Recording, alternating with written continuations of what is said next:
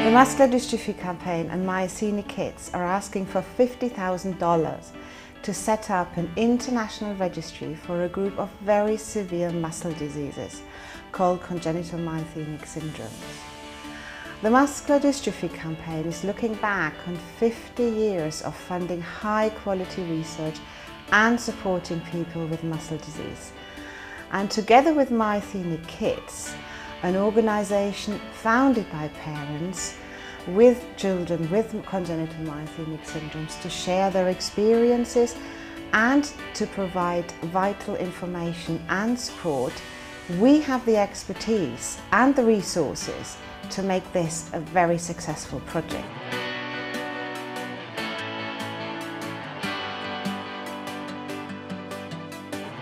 In the UK, we have about 200 people with a genetic diagnosis of congenital myasthenia, but we're pretty sure it's at least double this or even more. Because congenital myasthenia is so rare, many doctors won't have even heard about that condition. And because so many other conditions can mimic the same symptoms, it's hardly ever thought of. In the UK, currently they think it's between 1 and 2 per million is the national figure for diagnosis of congenital myasthenic syndrome. Whereas around Oxford, which is a centre of excellence, they're currently diagnosing between 4 and 6 per million, which suggests that there are maybe 2 to 4 per million children in the country who aren't being diagnosed. Congenital myasthenia, nobody's ever heard of it. Nobody's heard of myasthenia. It's a very rare condition, and funding for rare conditions is harder to get. But it doesn't mean that any of these children's lives are less significant. These children's lives are incredibly significant. Some people can have it more mildly than others, but often it presents in infancy. And the children can have difficulty swallowing or breathing. They might have droopy eyes because they can't hold their eyes open. In some cases, the children can have acute episodes where they stop breathing totally.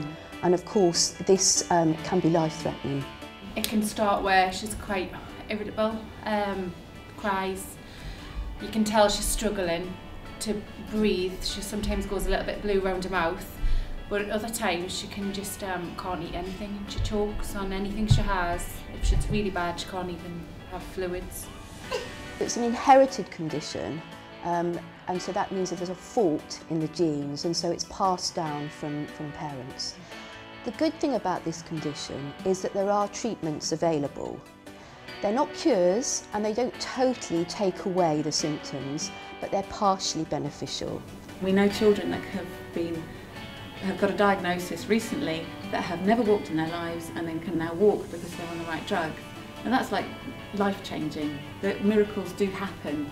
And with myasthenia, it's probably the only neuromuscular disease currently known where miracles can happen. Is that not really tall for me? Wow.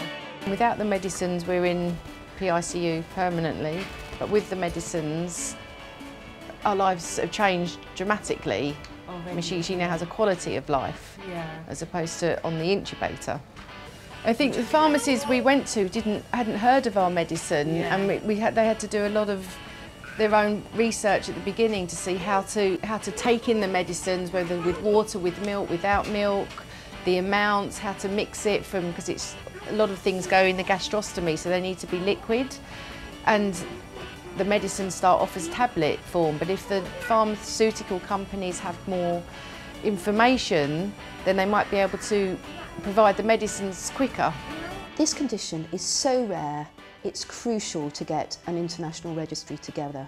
The different types of congenital myasthenia require different treatments, and therefore it's really crucial that we get the actual gene diagnosis correct before we try them on the different treatments. Finding out what type of myasthenia you have though and doing that registry is so important because the medication is different for each type of myasthenia. And you know, you can create real problems if you're giving them the wrong medication. If we have a registry, it's bound to speed up the development of new treatments because pharma are going to have access to the numbers of patients out there and where they are, and therefore allows them to plan studies much more easily. The other great benefit by setting up an international registry is that we encourage international collaboration, and that can only speed up our ability to understand this condition, diagnose it more quickly and treat it. It could be extremely effective in helping to diagnose other cases more quickly by cross-referencing the information that is out there already. I would hate to think that there's another child out there with a mutation like my son's and they don't have access to testing for that based on the hard work that was done when he was 4. It seems to be the recurring theme over and over again. It's about sharing of information, sharing of resources, sharing of the knowledge base and widening that knowledge base. So I think creating a database that helps to identify the children and their particular genetic subtypes I think is absolutely crucial because it's the basic building blocks, it's the basic foundations of how we start branching out and working on new research for new gene types, but also helping to diagnose more quickly, more effectively those children that are kind of freshly coming into this whole world. I mean, this congenital myasthenia is a dreadful disease, and it's very, it's almost hidden because it's so unknown, and there must be thousands of children around the world and families that are suffering when they don't need to suffer.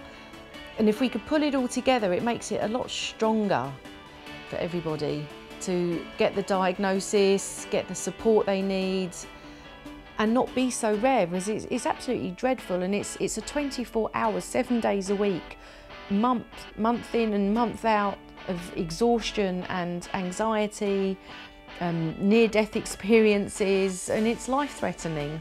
And there must be so many families and children all over the place, you know, no matter what country, what part of the world, that need the help and support from, and an international registry would provide that.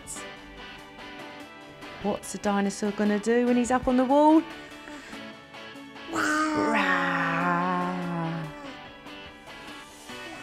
Let's put everything that everybody knows together. Forget all of the research and any professional rivalry around here or there. Let's just put it all together. Let's work together and find patterns. We can find new genes, we can look in new directions, and we can change people's lives because we can treat this. Please help us, please support us. Together we can beat it. Together we can save the life of these children. Together we can do it.